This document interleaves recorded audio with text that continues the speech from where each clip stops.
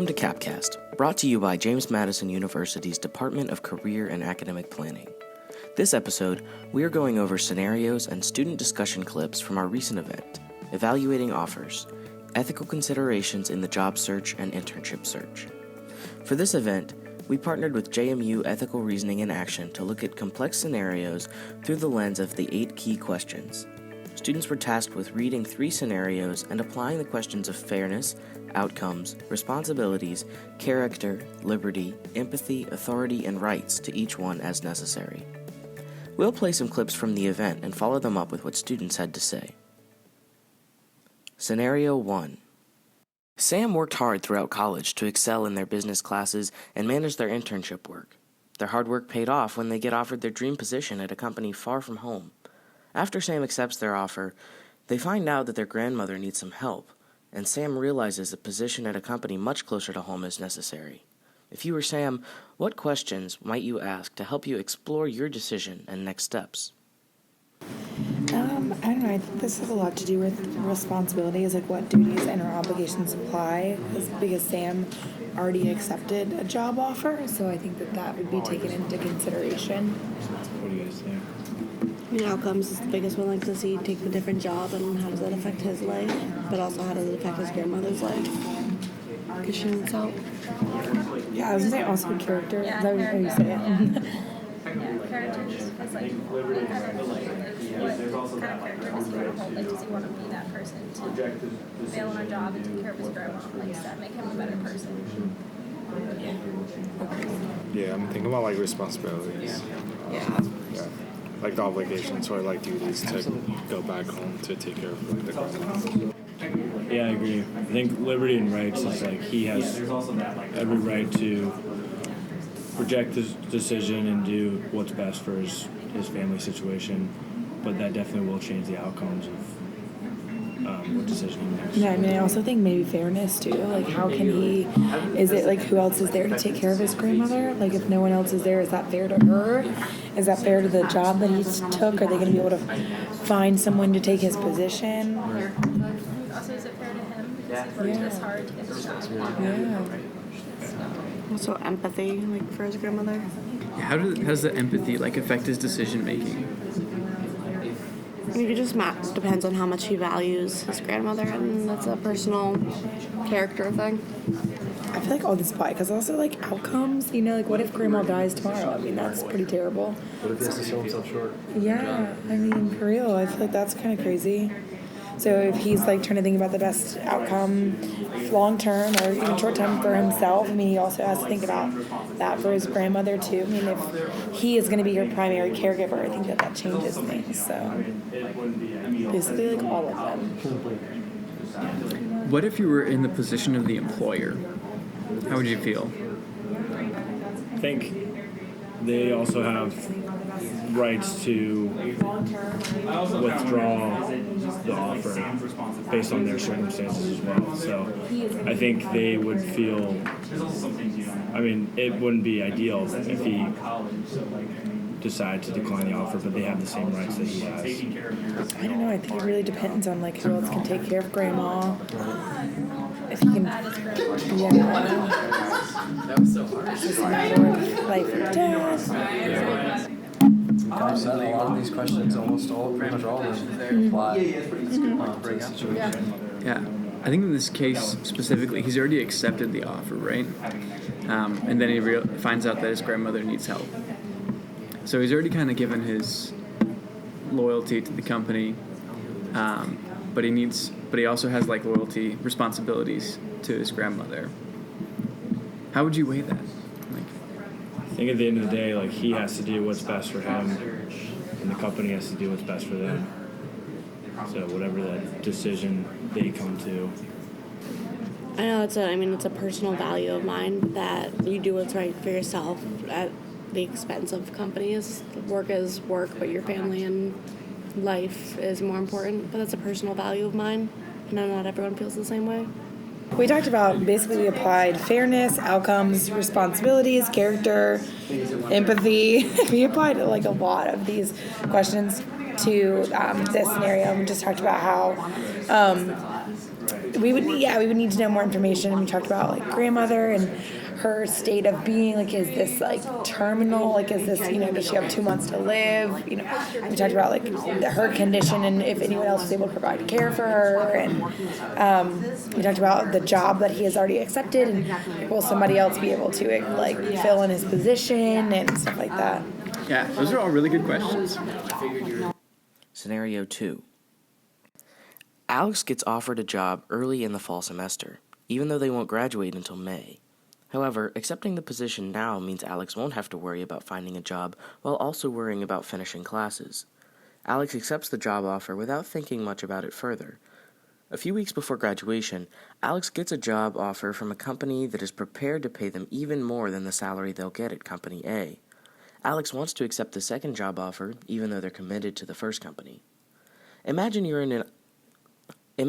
in Alex's situation and use the 8 key questions to consider your decision process and actions.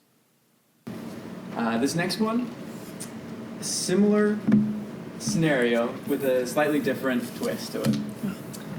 I think there's a lot of things to think about. You're like responsibility is definitely like, what are you obligated? Who are you obligated to? Company A, you already said yes to. So are you obligated to them, or like are you obligated to think about your financial needs? I think he still has the same rights and liberty that he did in the first situation. I think it's just a different situation.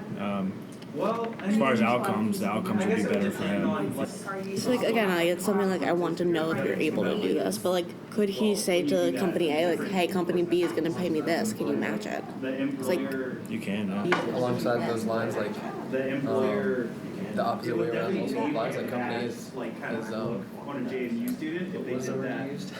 Obligated? Obligated to Alex, yeah. So and like providing him with an offer that fits his resume, I guess, so to speak. That's kind of like a question. That's similar because like you accept an offer. Yeah. What's interesting to me is like Alex has his offer, right? He accepts it right away, not really putting much consideration into it. So he's kind of bound in this contract already. But then he gets this other offer, which is even better than he thought this first offer would be. What kind of questions are raised there? Would it be like acceptable to change? Yeah. Would it be acceptable if you've already committed to a company just because another company offers more money? I'd say it's not fair.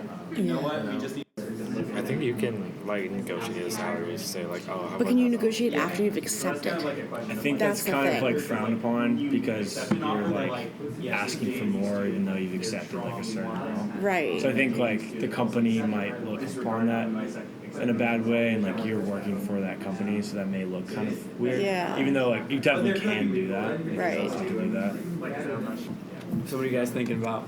I think it's a lot of the same values and like the same rights, and kind of like he was saying, like it's a two-way street. So they could have removed the offer from him during those 6 or 7 months that it was in between. So he has just as much right to say no. But we were also like one of the questions we had that we wanted answered was like talking about the idea of like, can he go to Company A and be like, I have this offer, can you match my salary? Is he someone who's willing to just back out of a commitment because something else arises? I mean, if you're married, you just can't, leave your wife if you see something nicer. I mean, if you're in like a, obligation, you should probably withhold it, All right. So I just have one more case for you guys to read. We're going to do this one a little quicker. It's similar scenario, but from a different perspective. Instead of this perspective of the student getting a job, it's from the perspective of a company having to pull back. Scenario 3. SPG Corporation visits a local university to recruit soon-to-be graduating students to work for them. After the recruiters have extended some job offers, they find out that their budget has been cut by the corporate office.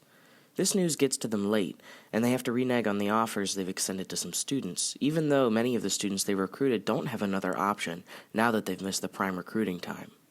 What would you do if you were the recruiter? What would you expect if you were one of those students? Use the 8 key questions to discuss. Yeah, I think that's super unfortunate. I feel bad for the recruiters because it's not their fault. It's like the corporation itself so puts the recruiters in a really terrible position. But I mean, if I was the recruiter and I didn't have another choice, like I couldn't convince them to get more money. I mean, you have to deliver the news. I mean, you have to be as transparent with them as possible. As one of the students, I'd probably cry. I think they still can take that offer as long as all the students they have not taken the offer. Like you can extend the offer to let's say 100 students, but if they don't take the offer, you can still take that offer. Say there's some situations going on in the company. It kind of ties back into responsibilities, I think, because once you extend a formal offer, it's kind of you don't know. You kind of have a duty or obligations. Network with the other companies that do. I think maybe the recruiter could go into and see if he could investigate other options before delivering the news. If they for sure can't hire them, maybe the recruiter can go out of their own way to try and help these people find jobs, knowing that. Yeah, I mean, I think it's like I said before, it's very similar to the students. Alex's grandmother is just as good an excuse to withdraw on an offer as financial reasons for this company. I think they have the rights and liberty to do it, so do the company as well. I'm also I tend to have a naturally positive view on things, so my thought process would be, well, the company is that tight on money, I probably don't want to work for them because there's no chances of raises or growth. So it's that's how I would explain it away in my head. Yeah, I think that the obligation just applies as much here as anywhere else. I mean, if we felt like the student had an obligation to the employer, I think that the employer has an obligation to the student as well. And if they can't fulfill it, they need to help help fulfill that obligation by giving the student more resources. After the discussion, we held a panel with CAP staff, JMU faculty, and students to answer student questions about the decision-making process for job and internship offers. Here are a few tips from CAP that we went over. First, when an employer extends an offer to you, it is appropriate to request time to think it over. Because accepting a new job is a major decision, you must first consider all the aspects involved. Consider the type of work you'll be doing, geographic location, base salary, as well as the benefits. A verbal offer is not sufficient to make a determination surrounding your job offer. The offer letter is a formal agreement that will verify your official offer. It may describe the actual position, the decision date and start date, and may also describe the pay and benefits. When you receive a job offer, take the time you need to consider it before making a decision. If you need more time to make a decision, it's fine to request an extension. The employer may or may not be able to give you more time, but it is something you can request if you're debating several different options. Most employers will view your request for additional time to decide about an offer in a positive light and respect your wish to make a careful choice. Here are some questions to consider. How does this position help me meet my career goals? Does this position fulfill most of my personal and job-related criteria? If it only meets some, are those the most important ones? Can I give up the ones it does not fulfill? How will I develop and grow within the position and organization? Are the organization's values compatible with mine? Are there opportunities for advancement? You may want help from faculty, family, friends, or career counselors when weighing the pros and cons of the job offer. Avoid taking advice from anyone without thinking critically about the advice you're given. You are ultimately the person who must live with your decision. You should never accept an offer if you are still job searching or applying to graduate schools and plan to back out of the offer if you find something better later.